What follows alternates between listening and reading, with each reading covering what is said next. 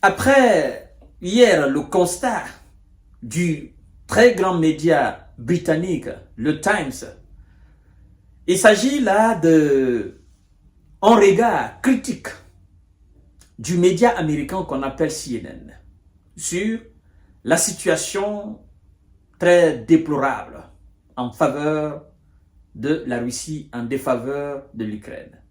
La situation très critique, CNN va même jusqu'à parler d'une situation cauchemardesque pour Kiev.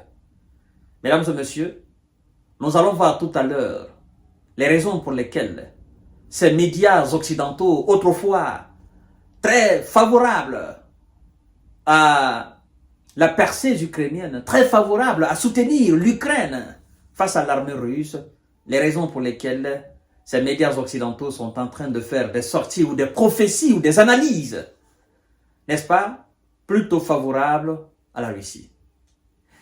Avant tout, permettez-moi de vous dire, non seulement de vous abonner sur cette page, d'activer la cloche de notification et de liker la vidéo. Mesdames et messieurs, comme je vous ai dit la fois dernière, notre objectif principal, d'abord, c'est d'atteindre le 1 million d'abonnés et d'informer le plus le monde en faisant des décortiquages comme nous avons l'habitude de le faire, tout en nous améliorant aussi. Alors, chères dames, chers messieurs, chères demoiselles, vous savez que depuis le lancement de cette offensive majeure russe dans la région de Kharkiv, du côté russe, Kharkov, c'est la même ville, mais les appellations sont différentes.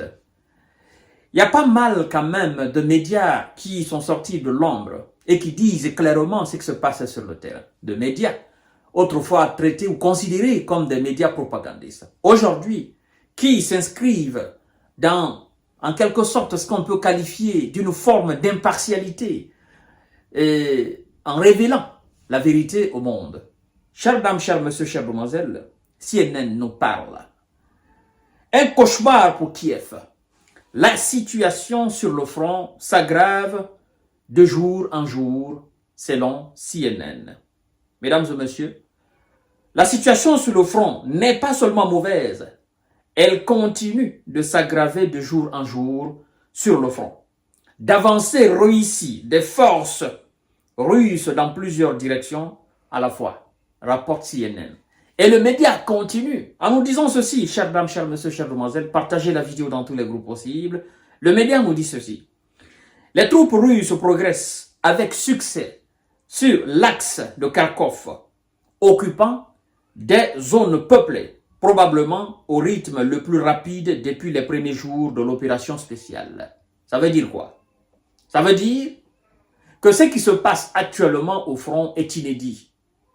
Et que personne, ni même du côté russe, encore moins du côté ukrainien, n'avait constaté une avancée aussi rapide, un rythme très intense, depuis le début de l'opération spéciale militaire. Ça explique l'affaiblissement des troupes ukrainiennes, ça explique l'inefficacité des troupes ukrainiennes, ça explique l'inexistence même, n'est-ce pas, de défense qu'elle soit aérienne ou terrestre.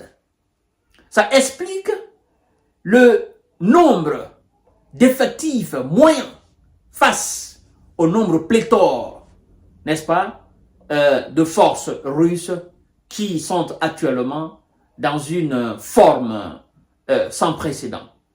Mesdames et messieurs, CNN continue en disant « C'est ce qui devrait devenir la cause de la plus grande préoccupation pour l'Ukraine, c'est-à-dire l'avancée russe, n'est-ce pas? Le fait que la Russie réussit à capturer des villages facilement, naturellement sans résistance aucune, CNN nous dit que ça devrait être la préoccupation la majeure des Ukrainiens, ajoute le média. De plus, la Russie a fait aussi des progrès sur d'autres axes, obligeant l'armée ukrainienne à se retirer de leur position.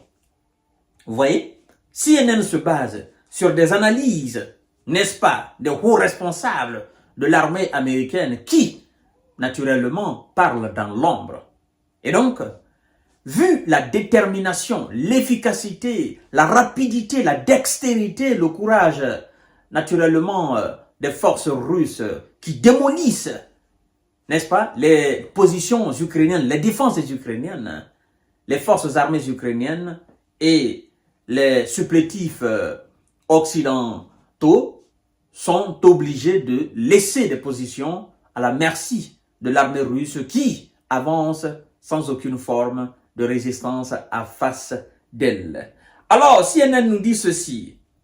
Le média admet qu'un nouveau retrait entraînerait la perte de tous les territoires de la République populaire de Donbass qui sont pour le moment contrôlés par les forces armées ukrainiennes. Ça veut dire quoi?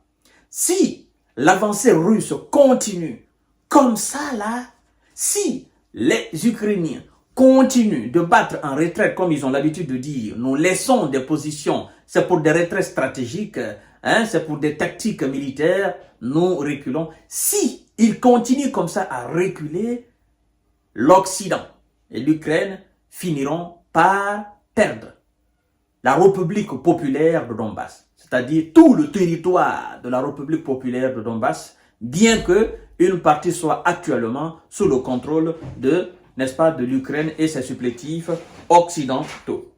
Alors, chères dames, chers messieurs, chères demoiselles, partagez la vidéo dans tous les groupes possibles. Citant des analyses militaires, Le Monde, le média français, écrit de son côté que les nouvelles aides militaires américaines ne suffiront pas à l'Ukraine pour changer l'équilibre des forces à court terme. Naturellement que il y a eu des spécialistes, même des officiers au niveau américain qui ont déclaré clairement, vous avez entendu la fois dernière, cet ex-agent secret du renseignement américain qui a dit clairement que les aides, les 61 milliards de dollars, l'équivalent, c'est-à-dire le matériel acheté par cet argent, ne suffira pas pour dérussifier l'Ukraine. Et ne suffira même pas pour arrêter l'avancée des forces armées russes sur le terrain. Ça veut dire quoi? Ça veut dire tout simplement que l'Amérique doit faire plus que de donner de l'argent ou plus que d'envoyer des équipements militaires sur le terrain. L'Amérique sera dans l'obligation d'envoyer ses forces armées américaines sur le terrain. Parce que même si l'Amérique venait à former des Ukrainiens, toute la population ukrainienne, et l'Amérique venait à mettre à la disposition de cette force ukrainienne tout l'équipement militaire américain, hormis les armes nucléaires, la probabilité qu'ils fassent une victoire majeure sur le terrain ou la probabilité qu'ils repoussent les Russes jusqu'à la frontière de Crimée, cette probabilité, elle est faible. Elle n'existe même pas.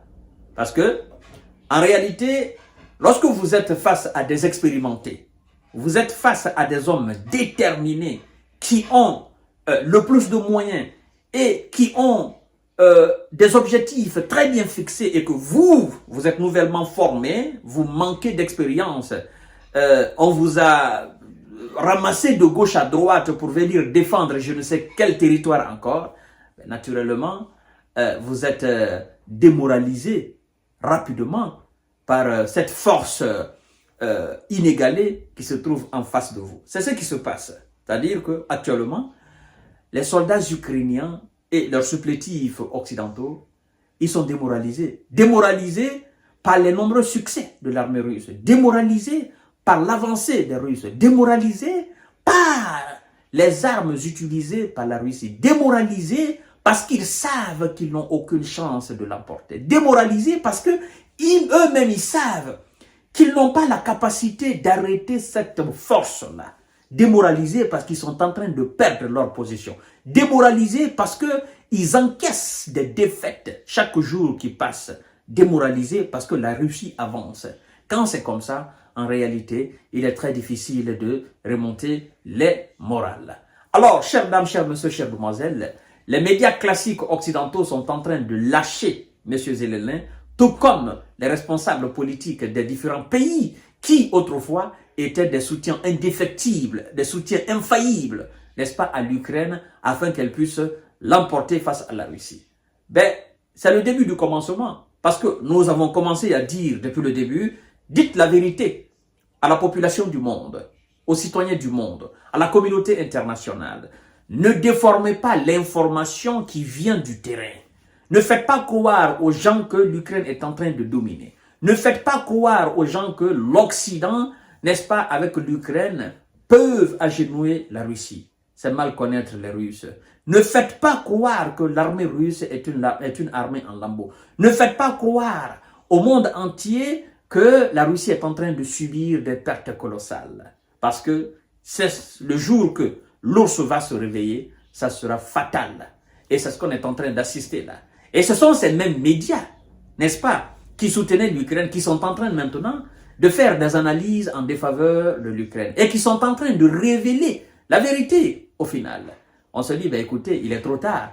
Parce que même si vous faites cela, la probabilité pour que les gens, n'est-ce pas, vous accordent encore du crédit, elle est faible. Parce qu'aujourd'hui, vous êtes obligé de dire la vérité.